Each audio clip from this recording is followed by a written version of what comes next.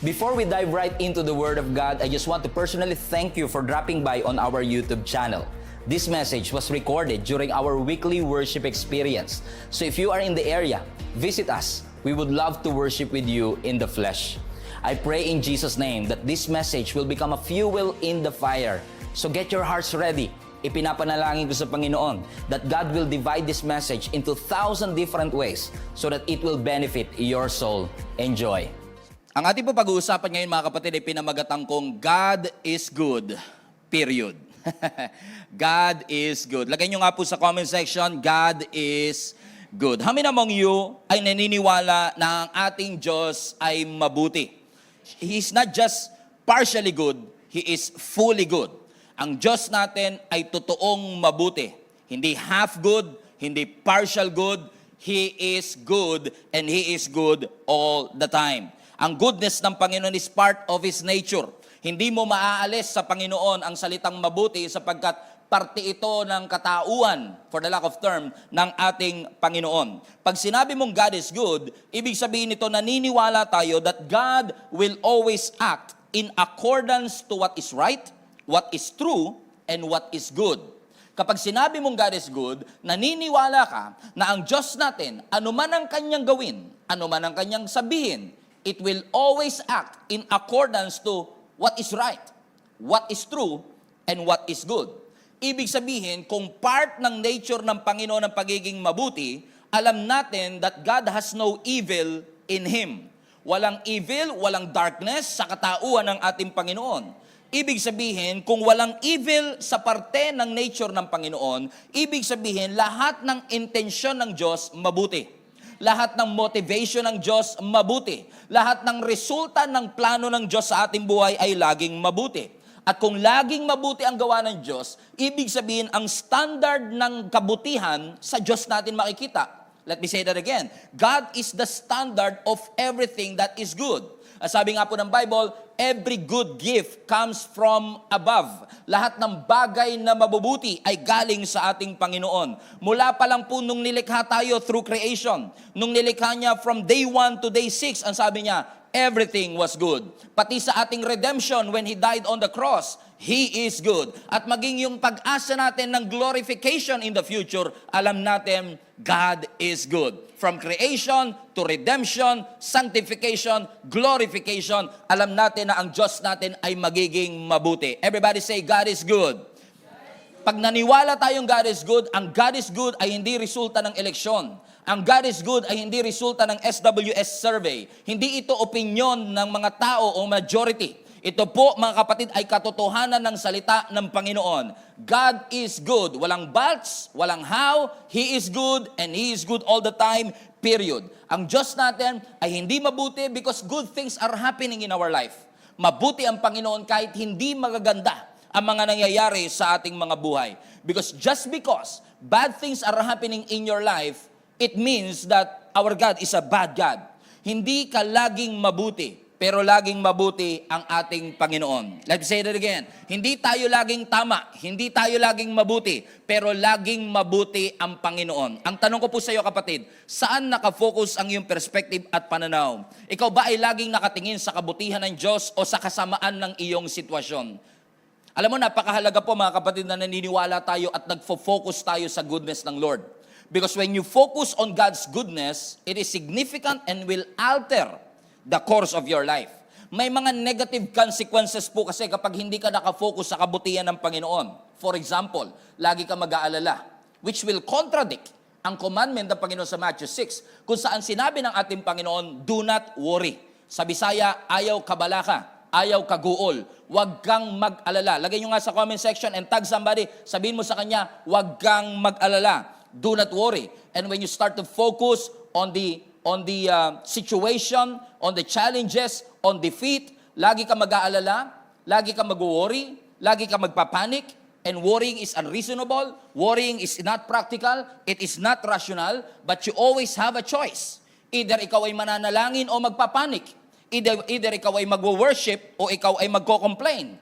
Always remind yourself today, God is good and God is always in control. lagi nating tatandaan at ipaalala sa ating mga sarili that there is always a supernatural provision.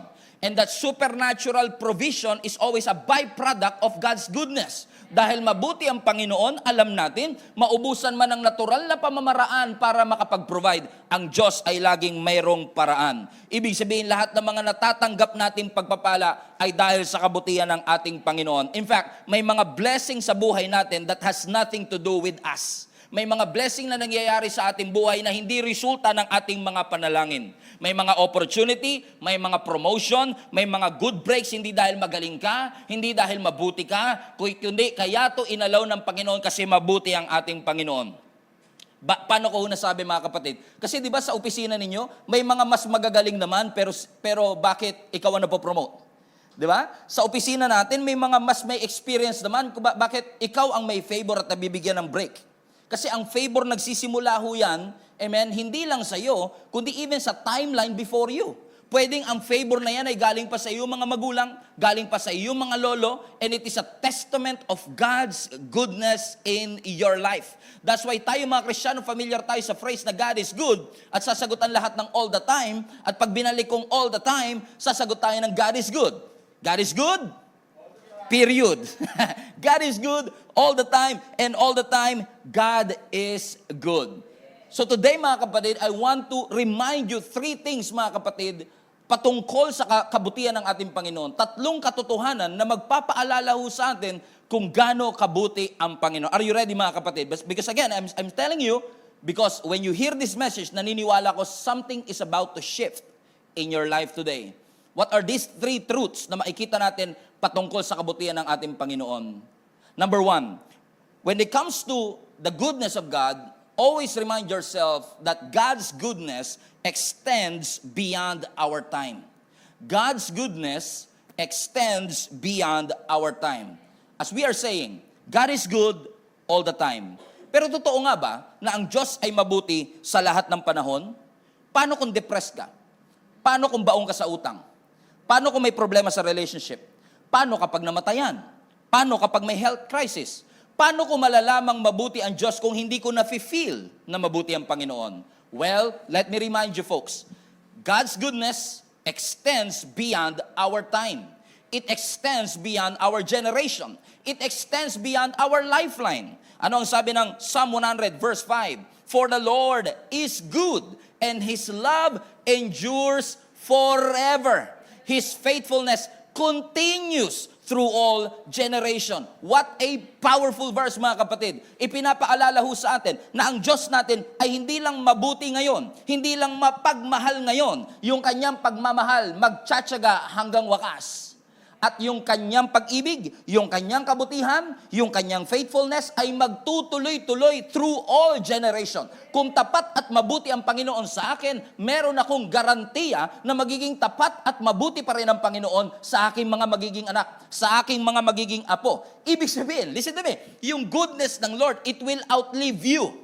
Mamamatay ka na lang, buhay pa yung pag-ibig ng Diyos. Mawawala ka na, pero hindi mawawala ang pag-ibig ng Panginoon. In fact, this reminds me mga kapatid na posible kaya na yung blessing na natatanggap ko ay bunga ng kabutihan ng Diyos sa magulang ko? Think about it. Na posible kaya mga kapatid na inaani ko lang yung lahat ng kabutihan ng Diyos sa aking mga magulang? Kasi naalala ko nung kami binata pa, kapag minsan gabi na naririnig ko yung mga parents ko na nagpe-pray sa kwarto, pinapanalangin niya kami isa-isa. So posible kaya na yung prayer nila many years ago, inaani ko ngayon at inaani ng mga mahal namin sa buhay? Posible kaya na yung inaani kong blessing at pagpapala ay bunga ng mga elders ng simbahan na nanalangin para sa akin? Posible rin kaya na yung mga blessings at promotion, yung mga open doors at opportunity na nararanasan mo sa buhay mo ay bunga ng panalangin ng mga taong nagmamahal sa iyo? Because God's goodness extends through time.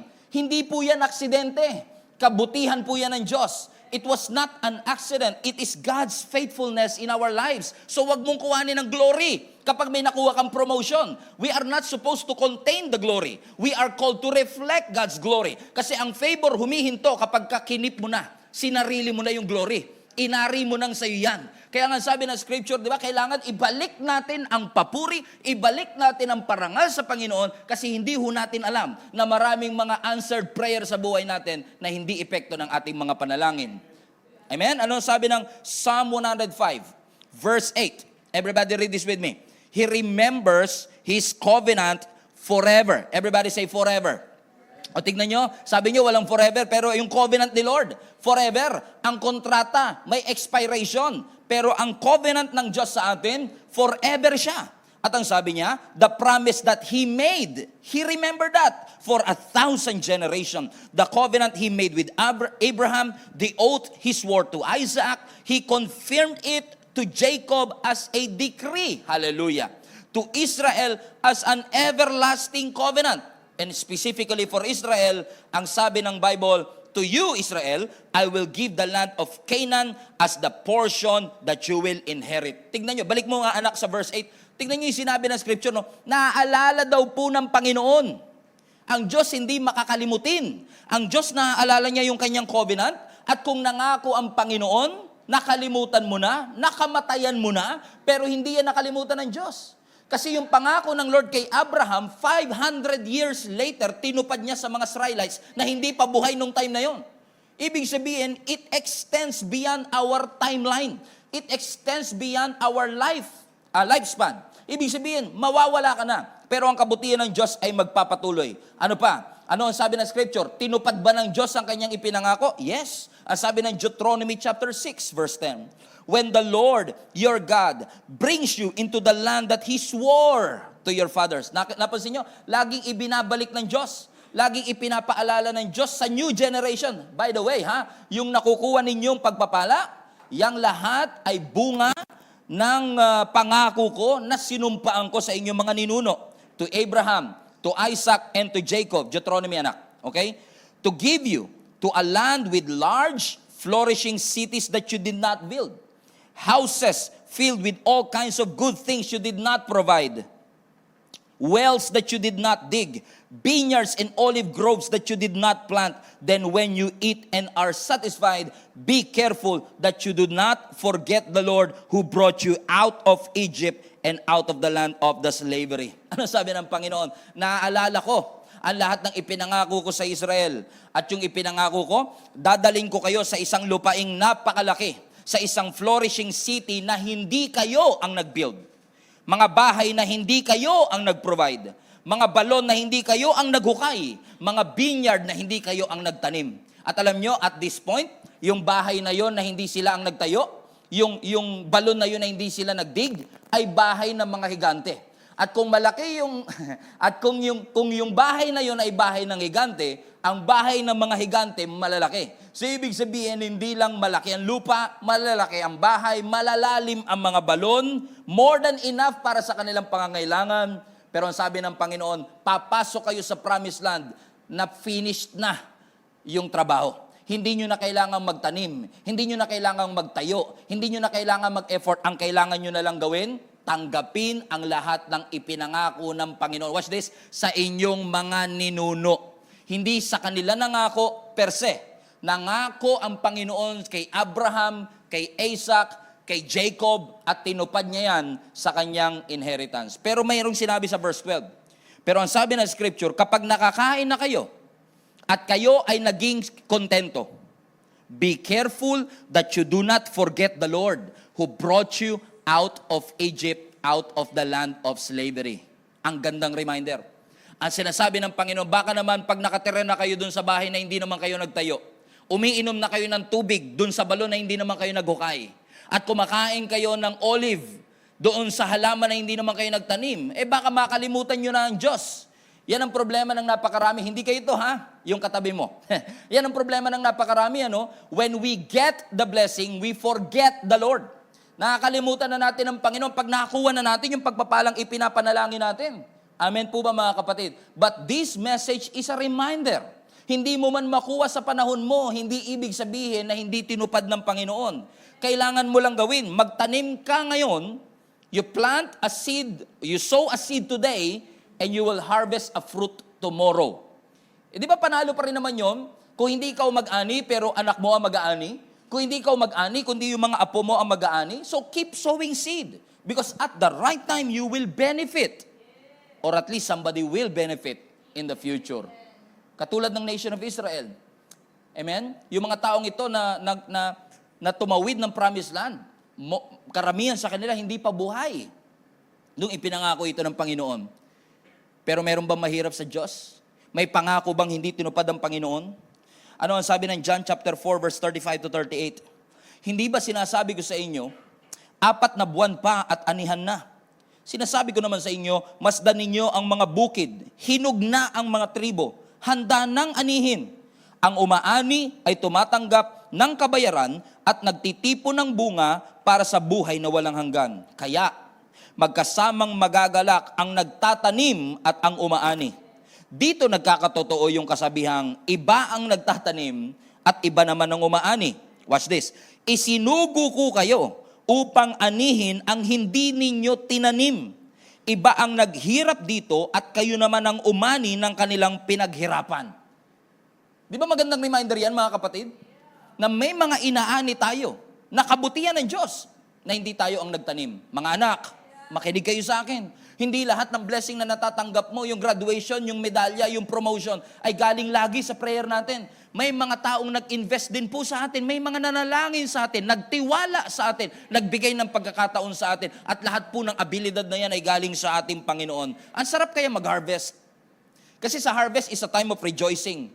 Ang harvest, laging exciting times. Pag harvest, ganito na lang, hindi nyo maintindihan yung harvest kasi hindi naman kayo farmer, ano? Pag sweldo na. Pagka susweldo ka na, di ba? As susweldo, lahat ng pinaghirapan mo, makukuha mo na. No? Ako, 14 pa lang ng pecha, chinecheck mo na yung ATM mo. Kung may harvest na ba.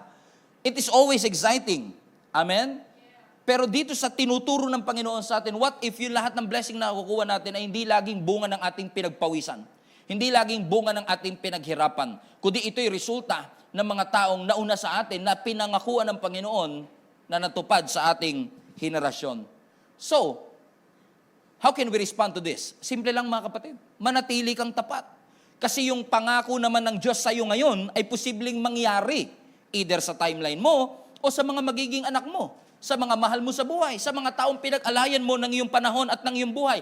Do not take for granted the faithfulness of our God. Huwag ho natin baliwalain ang kabutihan ng ating Panginoon. Kasi nga, in due season, ang sabi ng Scripture, we will reap. Sa tamang panahon tayo ay mag-aani. Everybody say due season. Lagay niyo po sa comment section. Due season. Napansin niyo, hindi sinabi ng Scripture, in due date, you will reap. Hindi sa due date. Kundi saan daw? Sa due season. At sa ibang bansa, may 4 season. Dito sa Pilipinas, may 2 season. Pero ang scriptural language, due season. Sa tamang panahon, tag-ulan o tag-araw, may snow o spring. Ano sabi ng Scripture? Sa tamang panahon. Not necessarily on winter, not necessarily on summer, not necessarily on rainy days, pandemic days, or post-pandemic days.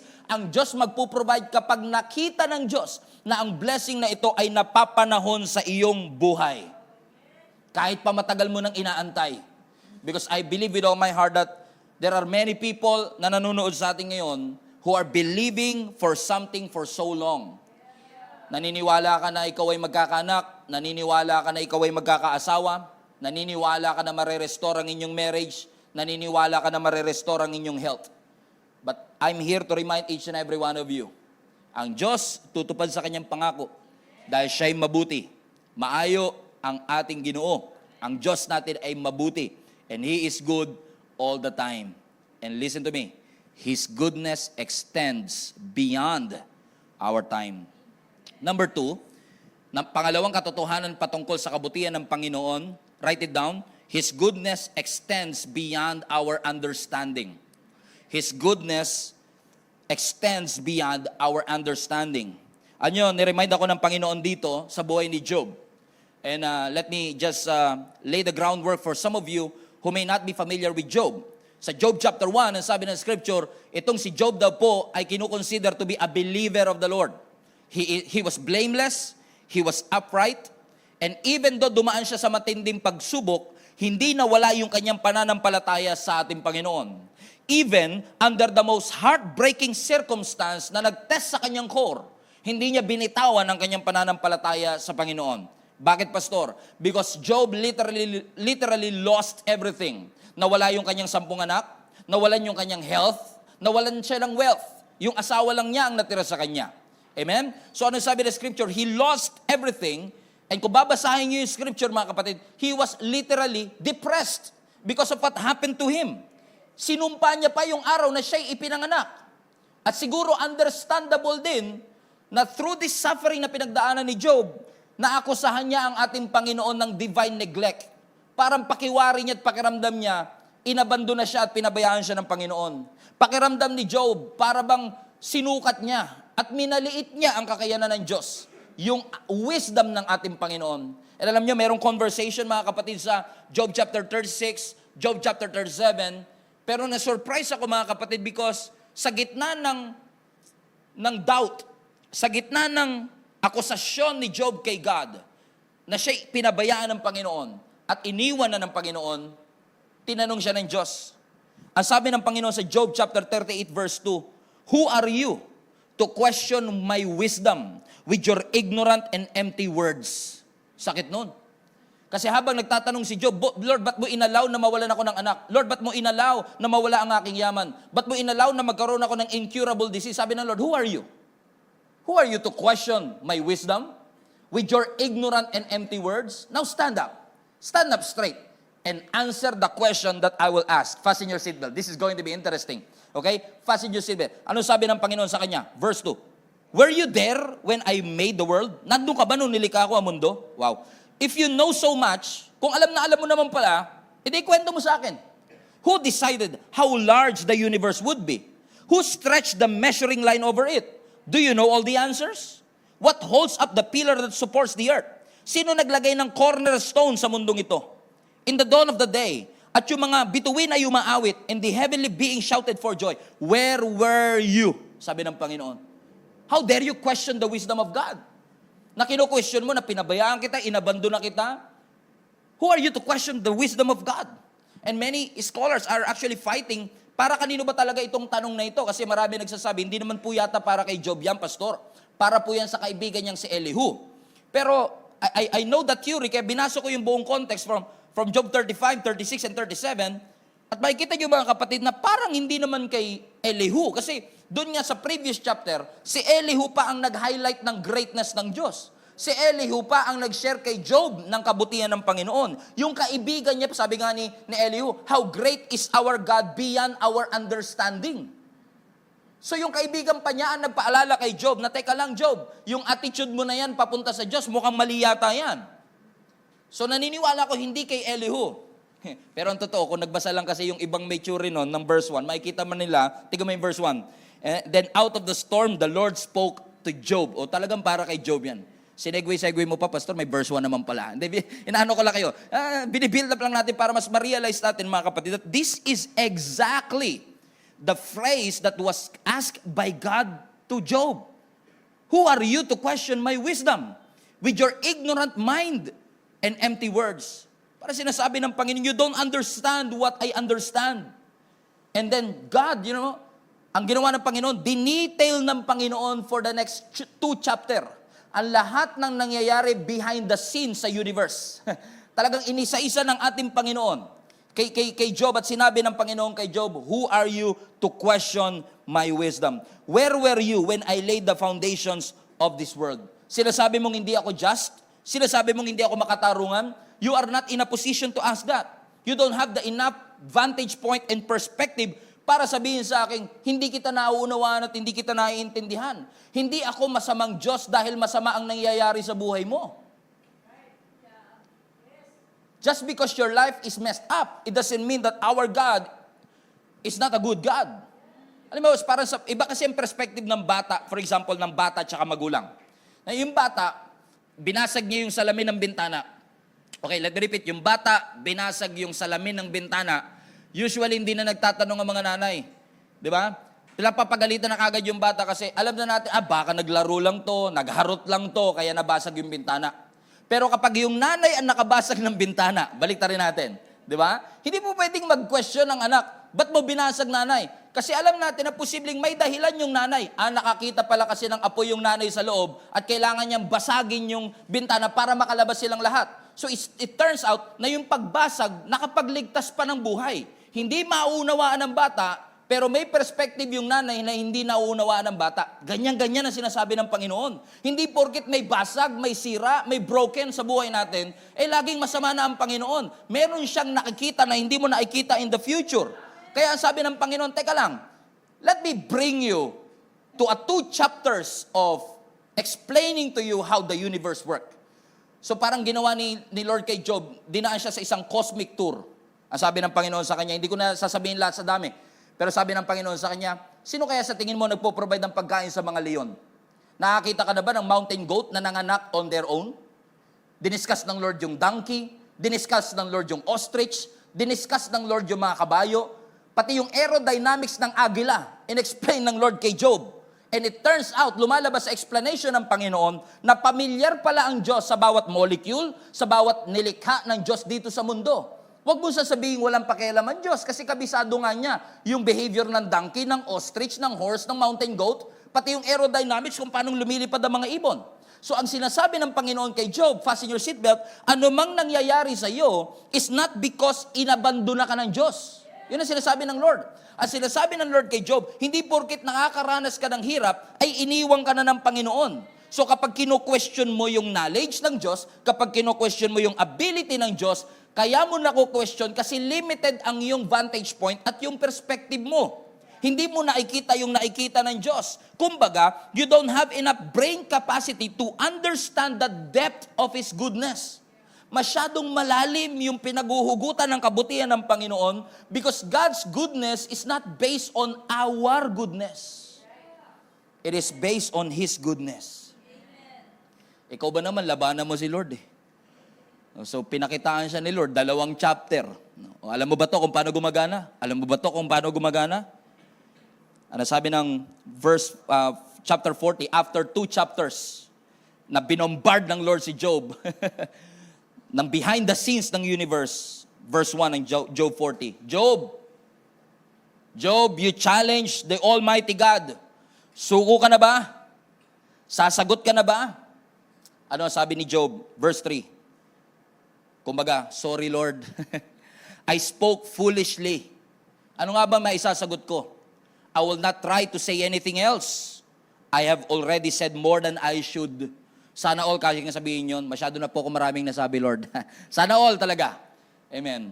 Anong sinasabi ni Lord sa kanya? Job, challenge mo ang Diyos. Kailangan ko pa bang i-dictate sa'yo? O okay ka na rin, sabi ni Job, okay na po Lord, naintindihan ko na po. May mga bagay pala akong hindi naiintindihan, nakala ko masama ka, pero ang totoo, mabuti ka pala. Pero alam nyo, after doon, kung ano nangyari? Pagkatapos ng speech ni Jesus at pagkatapos sa sagot ni Job, ang sabi ng Lord kay Job, okay Job, kaya mo bang patakbuhin ang universe kahit isang araw lang? Challenge pa lalo ng Lord. Sabi niya, sige nga, patakbuhin mo ang universe kahit isang araw lang para maunawaan mo na yung mundong ito ay hindi nakadesign para i-prevent ang suffering sa mga righteous. Let that sink in for a while. Sabi ng Lord, sige nga, patakbuhin mo ang universe at yung gusto mong gawin, yung dinedemand mo, yun ang i-implement mo. Marirealize mo, itong mundong ito hindi nakadesign na porket righteous ka, ay hindi ka makakaranas ng suffering. Kahit righteous, makakaranas ng suffering. Yun ang sinasabi ng Panginoon sa kanya. Pero hindi porket nakakaranas ka ng suffering, ay hindi na mabuti ang ating Panginoon. Kahit pa, ang problema mo, parang sayaw ng bini, sabay-sabay. Amen? Kahit saan ka tumingin, harap, likod, kaliwa, kanan, lagi may problema, lagi may mga pagsubok. So, kino-question mo ba yung design ng Diyos? Baka limitado ang perspective mo, ang sabi ng Panginoon. Kino-question mo ba ang justice ng Diyos? Baka kailangan mo magtiwala sa Panginoon. Ang hinihingi lang ng Diyos sa Kanya, tiwala, hindi understanding. Hindi mo kailangan intindihin. Kailangan mo lang maniwala sa Panginoon. At pag binasa niyo yung buong book ng Job, dumating pa sa point na pinakita pa ng Lord kahit dinosaur sa Kanya. Sa Job 40, para lang makonvince siya that even those animals na malalaki na pwedeng makapatay, ay mahal pa rin ng Panginoon because God has an understanding and perspective. Nakakamatay pero hindi ibig sabihin hindi na laging mabuti. Pinaunawa ng Panginoon sa kanya. At kung babasahin niyo yung buong Book of Job, mga kapatid, Lagi kasi ito binabasa natin madalas kapag naghahanap tayo ng explanation so why do bad things happen to good people. Pero let me save you some time. Hindi masasagot ng Job kung bakit may mga tao na mabubuti na nakakaranas ng hirap at ng pagamba. Pero ituturo sa iyo ng book of Job na magtiwala ka sa wisdom ng Diyos. Yun ang ituturo niya. Na pagkatiwalaan mo ang wisdom ng Panginoon that even when things are bad, God is still good. Even when things are bad, God is still good. Hindi ka iniwan ng Panginoon. You know what happened? 2 chapters later, sabi ng scripture, pagkatapos manalangin ni Job for restoration, sabi ng Job 42 verse 12, everybody read, the Lord blessed the last part of Job's life even more than he had blessed the first. Ni-restore hindi lang actually restoration to, multiplication pa. In fact, yung 10 anak ni Job na namatay, binalik yung 10 pa uli. Ibig sabihin, pati yung pagiging bata ng asawa niya, ni-restore ng Panginoon. He restored even the youth. Ang sabi ng scripture, yung last part ng buhay niya, mas naging blessed pa siya kaysa sa previous life. At ngayon, nasa kalahati tayo ng buwan ng taong 2024. Maganda yata ang panalangin, Lord, pagpalain mo ako sa last quarter at last season ng taong ito, na higit pa sa pagpapalang tinanggap ko sa mga naunang season ng aking buhay. Pero hindi ibig sabihin, hindi ka dadaan sa suffering, katulad ni Job. Pero ang pangako ng Panginoon, there is no such thing as meaningless sufferings. May walang pain na walang purpose. Walang suffering na walang meaning. God is always good. God is always faithful. And He is good all the time. And that goodness extends through our understanding. How I wish you are here celebrating God's goodness sa Kanyang kabutihan sa ating buhay. Amen. And last but not the least, okay? God's goodness extends beyond our time. God's goodness extends beyond our understanding. And number 3, God's goodness extends beyond our sin and shame. God's goodness extends beyond our sin and shame. Taas nga po kamay lahat ng mga nagkamali na.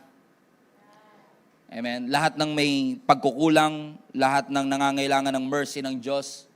Ano napakabuti ng Diyos? Pinakitaan talaga tayo ng Diyos ng grace and mercy. That if it had not been for the grace of God, I'm sure many of us wala na ngayon. If not, lahat tayo wala na. He took you from nowhere to somewhere. From zero to hero. Huwag mo isipin, good breaks lang yan, talent ko lang yan, skills ko lang yan, kamay ng Diyos yun. It is the hand of God that brought you to where you are today. God is good, period. And sabi ng scripture, His goodness, kapag naranasan mo, watch this, God's goodness will lead to repentance. It will lead to repentance. Ang sabi ng Romans chapter 2 verse 4, do you despise the riches of His goodness, forbearance, and long-suffering? Hindi mo ba naiintindihan? Dinidespise mo ba yung kalakihan ng kabutihan ng Diyos? Minamaliit mo ba yung pagtitiis at pagtitimpi ng Diyos? Hindi mo ba pinapansin na ang Diyos ay napakabuti sa'yo? Not knowing, ang sabi ng last part, that the goodness of God leads you to repentance? Na hindi ba dapat yung kabutihan ng Panginoon maglilid sa iyo para lalo mong talikuran ng mali? Talikuran ng pagkakasala? In fact, sa ibang translation, gustong-gusto ko, sabi doon, God's goodness is intended to lead you to repentance.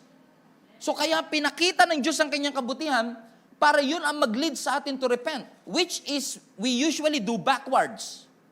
Because when we say repentance, usually sinasabi natin, magbago ka na. Magsisi ka na. And every time we say that, maganda naman ang intention natin. Pero napansin nyo ba, kahit anong sabi mo, magsisi ka, magbago ka, hindi naman nagbabago ang tao. Kasi magbabago lang ang tao if you preach the gospel. Magbabago lang ang tao if you preach Jesus Christ. When you experience God's goodness, that goodness of God will lead you to repent of your sins. Na minahal ka ng Diyos in your lost, least guilty condition. Kahit na tayo'y wala, malayo sa harapan ng ating Panginoon. Minahal at inibig tayo ng Panginoon. Na sa sobrang dumi, sobrang disaster na nangyari sa human race, kulang ang improvement, kailangan redemption. Kulang ang pagiging nice, kailangan new creation. Kailangan magbago. Hindi lang maging mabuting tao. Jesus did not came here on earth to make the bad people good. He came so that the dead people like you and me will live. And that goodness will lead to repentance. And Most of the time, church had it backwards. Magbago ka para maranasan mo ang kabutihan ng Panginoon. Magsisi ka para maranasan mo ang pag-ibig ng Panginoon, which is an Old Testament mindset. In the New Testament, it is the other way around. You will experience God's goodness, and then that God's goodness will lead you to repent. Naalala niyo si Peter? Nung nakuha niya yung boat sinking loads of fishes, they toil all night, but they caught absolutely nothing. Pero nung dumating ang ating Panginoon, ang sabi ng Lord, launch out into the deep. Bumalik sila ng huli ng isda. Katakot-takot na daming isda ang nahuli nila. Ano ginawa ni Peter pagkatapos? Lumuhod siya sa harapan ng Panginoon. At sabi niya, depart from me, Lord, for I am a sinful man. Repentance. Ano na una? Blessing o repentance? Di ba nauna niyang maranasan ng goodness ng Diyos? Bago siya nag-repent? And alam ko, may blessing na kaakibat ang obedience. Nandun na po tayo. Pero you have to remind yourself that it is God's goodness that will lead you to repent of your sins. And when you experience God's goodness through and through, God's goodness na hindi ka kinategorize, hindi ka tinignan sa iyong pagkakamali, hindi ka kinondemn, it will start to change your life forever. You will change the way you live. You will change the way you think because you will see God's goodness in your life. Naalala niyo si Peter? Committing one of the most notable sin in all of the scripture. He denied Jesus. Every time I went back to this story, lagi ako nagiging emotional. Because para natin nakikita ang sarili natin kay Peter. On the night before Jesus was betrayed, ang sabi ng Panginoon, isa sa inyo ang magdi-deny sa akin. Sabi ni Peter, Lord, kahit yung 11 disciple na yan, kasama si Judas doon kahit yung 11 na disciple na yan, itakwil ka, I will never do that to you. He's so full of himself. He's so confident. Few hours later, nung siya'y nandun sa gitna ng bonfire, kasama ang ibang mga nandun, sinundan niya si Jesus Christ nung dinakip. At habang nandun si Jesus Christ sa loob at nililitis, very specific ang Bible. Ang sabi ng Bible, nakabukas yung pintuan, nakasilip. So nakikita ni Peter si Jesus doon sa loob na nililitis, doon sa maliit na siwang ng pinto. And then sabi ng scripture, when those people nakatabi ni Peter, nakilala siya. At sabi nila, di ba isa ka sa follower ni Jesus Christ? To cut the long story short, he denied Jesus Christ, not just once, but 3 times. May kasama pang pagmumura para lang ma-emphasize yung kanyang pagtanggi na kilala niya talaga ang ating Panginoong Hesus. At ang sabi ng scripture, nung dininay niya si Jesus nung 3 beses na, si Jesus na nandun at naglilitis, biglang lumingon sa likod at nakita dun sa siwang, eye-to-eye contact, si Jesus at si Peter. Parang sinasabi ni Lord, I told you, you are going to deny me 3 times. Ano sabi ng scripture, nung nakita ni Peter yung mata ni Jesus dun sa maliit na siwang ng pinto, naiyak si Peter sa sobrang guilt, sa sobrang shame. Pero watch this. Let's just read that part in the scripture sa Luke chapter 22 verse 61. Are you still with me? Sabi ng scripture, verse 61, the Lord turned and looked straight at Peter. Then Peter remembered the word the Lord has spoken to him. Before the rooster crows today, you will disown me 3 times. And he went outside and he wept bitterly. That sounds like repentance to me. He wept bitterly. He was filled with guilt. Lord, sorry! Patawarin mo ako. Pero pagtabihin natin yung 2 verse. Sa verse 61 and 62. Pakit-flash niya sa screen, anak. The Lord turned and looked, and then he went outside and wept bitterly. Question, ano mas nauna? Yung nilingon siya ng Diyos o yung umiyak siya ng pagsisisi? Di ba naunang tinignan siya ng Diyos? Sa Old Testament, magsisi ka muna bago ka tignan ng Diyos. Pero dito sa New Testament, pinakita ng ating Panginoong Hesus, I know what you did. I know that you disowned me and denied me 3 times. But when God looks at him, it's not a look of God. Hindi yun yung tingin ng I told you so. It is a look of grace. It is a look of mercy. Tinignan siya ng Panginoon ng may pag-ibig. When God looks at Peter and Peter cried, hindi siya magkabaliktad. God saw him first. And I tell you this, mga kapatid, God's goodness extends through your sin, through your shame. Bago pa man tayo magkaroon ng kakayanang magsisi, nakita na tayo ng Panginoon at lahat ng ating pagkakasala, more than 2,000 years ago at the cross, pinagbayaran niya na yung bagay na hindi mo pa pinagsisisihan because of what He did for you. Naalala niyo yung prodigal son? Di ba sabi ng scripture, itong prodigal son na ito, kinuha niya yung kanyang mana, yung kanyang yaman, o yaman ng kanyang tatay, for that matter. Nagpakalayo-layo siya to a distant country. Winaldas niya ang lahat ng kanyang yaman into a wild living. Remember that story? Nasabi ng scripture, sakto naman nung naubos ang kanyang yaman, nagkaroon ng matinding taggutom dun sa bansa na yon. Wala siya makitang trabaho. Wala siyang choice kundi maging tagapag-alaga ng baboy, which is isa sa pinaka-degrading na trabaho back in the day. Sabi ng scripture, habang gutom na gutom siya, at tinitignan niya yung baboy na kumakain, nasabi niya sa sarili niya, buti pa yung baboy may pagkain. Eh ako dito na anak, na may privilege ng lahat ng pagkain gusto ko, nagtitiis. Sabi ng scripture, when he came to his senses, sabi niya, babalik ako. And usually, we interpret it as a repentance. Probably it is. But when he came to his senses, pero usually, kaya siya natauhan dahil sa kanyang gutom. Na minsan kaya lang tayo nagsisisi, sige na nga Lord, para na lang pagpalain mo ko. Para na lang i-bless mo ako. Nasabi na scripture, I will go back to my father, at sasabihin ko sa kanya, Father, I'm no longer worthy to be called your son. I sin against heaven and on earth. I'm no longer worthy to be called your son. Make me like one of your hired servant. Settled na ako sa pagiging servant na lang, wag mo na ako ituring na anak, makakain lang ako. So ang intensyon ng kanyang pagbalik, makakain, hindi yung kanyang tatay. Pero ang sabi ng scripture, Luke 15, so he returned home to his father. And while he was still a long way off, malayo pa siya, his father saw him coming. Watch this. Filled with love and compassion, he ran to his son, embraced him and kissed him. And his son said to his father, Father, I have sinned against both heaven and on you. I am no longer worthy to be called your son. Nagkaroon ng awa ang kanyang tatay, niyakap siya ng kanyang tatay, hinalikan siya ng kanyang tatay, at nangyari, watch this, lahat yon ay nangyari bago pa niya sabihin, I have sinned. Not the other way around. Hindi yung pagbalik niya, Dad, nagsisisi na po ako, tsaka tumakbo ang tatay sa kanya, tsaka siya niyakap. Kasi ganyan ang perspective natin ng repentance, di ba? Di ba? Magsisi ka, tsaka kaya yakapin ng Panginoon. Pero hindi sa prodigal son eh. Malayo pa lang siya, wala pa siyang ginagawang kahit ano, kundi bumalik lang. Ang tatay mismo ang lumapit sa kanya, ang tatay mismo ang yumakap sa kanya, ang tatay ang naawa sa kanya, humalik sa kanya at nag-restore ng lahat ng bagay na nawala sa kanya. Which is a reminder for each and every one of us, lahat po tayo ay recipient ng pag-ibig, grasya at kagandahang loob ng Panginoon. Kung ikaw ay may kasalanan, ibig sabihin, pwede kang tumanggap ng pagpapala mula sa Panginoon. And unless ma-realize mo na hindi mo kayang palayain ang sarili mo, unless ma-realize mo na hindi mo kayang tulungan ang sarili mo, wala pong pag-asa sa iyo.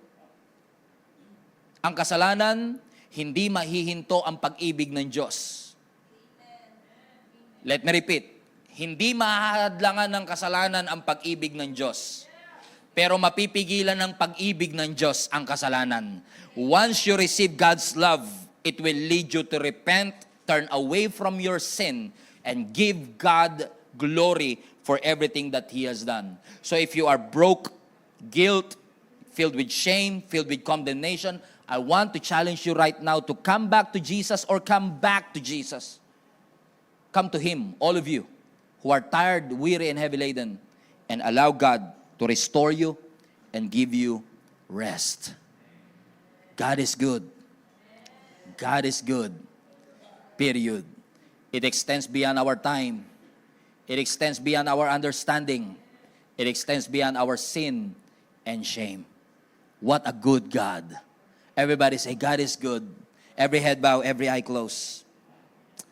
Hallelujah. Lord, you are good. Lord, you are good. Hello Global Family, thank you for watching. If this message have impacted your life, please consider subscribing. Let us know in the comments what God spoke to you today. Where are you streaming from? or how can we pray for you? We pray in Jesus' name that we will continue to advance God's kingdom through the spreading of His Word through this online platform that we have. If you want to support the ministry of Jesus is Alive community, I want to encourage you to support financially and give.